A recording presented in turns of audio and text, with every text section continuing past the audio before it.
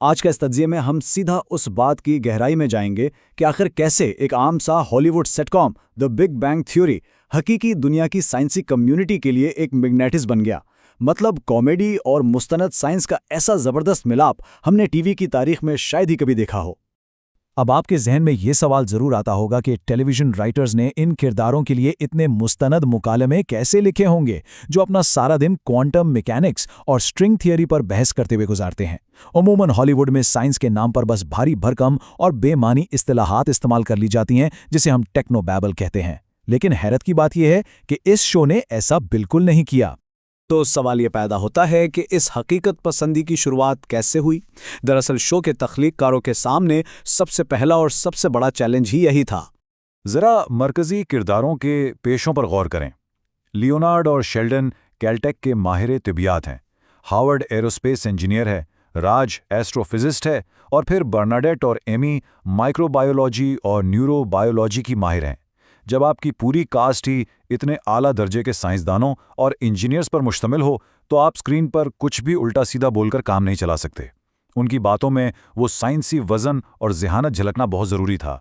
और बिल्कुल यही एंट्री होती है एक ऐसे शख्स की जो पर्दे के पीछे का असल हीरो था, यानी शो का साइंस कंसल्टेंट।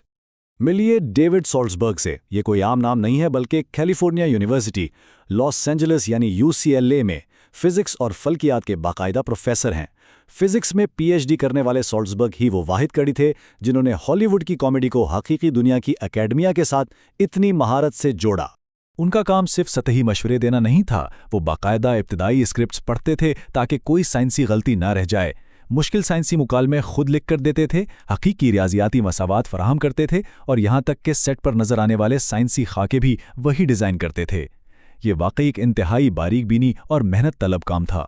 ये वाकई एक कमाल की पार्टनरशिप थी। एक तरफ हॉलीवुड के राइटर्स का फोकस इस बात पर था कि किरदारों के दरमियान कॉमेडी और पंचलाइंस कैसे बनानी है, और दूसरी तरफ सॉल्जबर्ग इस बात को यकीनी बनाते थे कि इस कॉमेडी के बीच में बोली जाने वाली साइंस 100% दुरुस्त हो। अब जरा एक खास चीज की बात करते हैं जो शो में तकरीबन हर वक्त नजर आती थी और इस कंसल्टिंग की गहराई को जाहिर करती थी।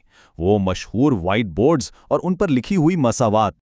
शो के शरीक तख्लीककार बिल प्रीडी ने खुद इंकिशाफ किया था कि शेल्डन और लियोनार्ड के अपार्टमेंट के व्हाइट बोर्ड्स पर लिखी मसावात कभी भी बस यूं ही मार्कर से खींची गई लकीरें नहीं थीं।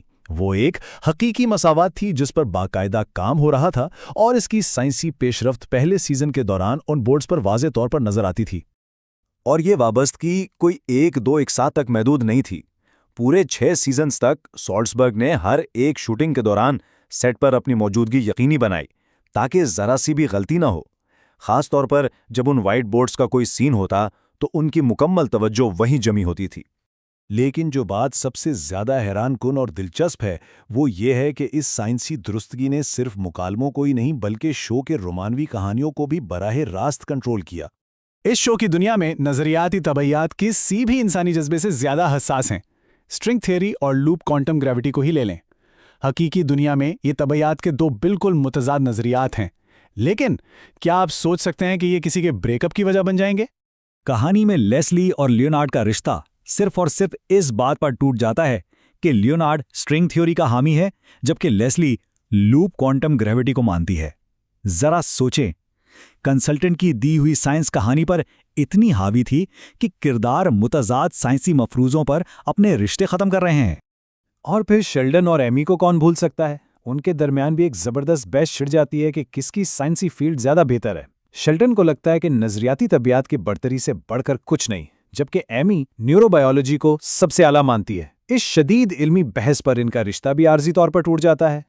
यहाँ अफसाने और हकीकत के दरमियान लकीरें मजीद धुंधली हो जाती हैं। एमी का किरदार अदा करने वाली अदाकारा मिम बेलिक दरअसल हकीकी जिंदगी में भी न्यूरो साइंस में PhD हैं और इन्होंने स्क्रिप्ट की बायोलॉजी को बेहतर बनाने के लिए सॉल्जबर्ग के साथ मिलकर काम भी किया। मतलब स्क्रीन पर नजर आने वाली साइंसदान हकीकत में भी साइंस की तस्हीह कर रही थी। अब सवाल ये है कि इस हद तक जाने का और हकायक को इतनी सख्ती से अपनाने का नतीजा क्या निकला? नतीजा ये निकला कि हकीकी साइंसी कम्युनिटी ने इस शो को ज़बरदस्त इज्जत बख्शी और इसे मुकम्मल तौर पर कबूल कर लिया। आप खुद इस लिस्ट को देखें। जॉर्ज स्मोट और फ्रांसिस आर्नल्ड जैसे नोबल इनाम याफ्ता अजीम कॉस्मोलॉजिस्ट स्टीवन हॉकिंग, नील डिग्रास टाइसन, ब्रायन ग्रीन और बिल नाय जैसे लेजेंड्स इस शो का हिस्सा बने। इतने बड़े साइंसी नामों का खेमियों के लिए राजी होना इस बात का सबसे बड़ा सबूत था कि शो ने एकेडमिक दुनिया में कितनी साख्त बना ली थी। और ये सिलसिला सिर्फ जमीन तक ही महदूद नहीं रहा। नासा के मशहूर खलानौट जैसे माइकल जे मैसिमिनो और बज एल्ड्रिन ने भी शो में एंट्री दी। मैसिमिनो तो हार्वर्ड के साथी खलानौट के तौर पर मुतअद्दिद बार नजर आए। ये इस बात का वाज़ेह सबूत था कि शो ने टेलीविजन कॉमेडी और मुस्तनद साइंस के दरमियान मौजूद फासले को हमेशा के लिए ख़त्म कर दिया था। तो इस पूरे तज्जिए के इख्तिताम पर सोचने की बात यह है कि क्या हक़ाइक़ की इतनी सख्त पाबंदी फ़िक्शन को महदूद करती है या उसे मज़ीद दिलकश और यादगार बना देती है? द बिग बैंग थ्योरी ने तो यह साबित कर दिया कि हकीकत से जुड़े रहना टीवी कॉमेडी के फ़न को उरूज पर ले जा सकता है। तो अगली बार जब आप कोई साइंसी शो देखें तो ज़रूर सोचिएगा, क्या वाकई इसके स्क्रिप्ट के पीछे कोई ऐसी मेहनत छुपी है जिसने इसे इतना हकीकी बना दिया हो।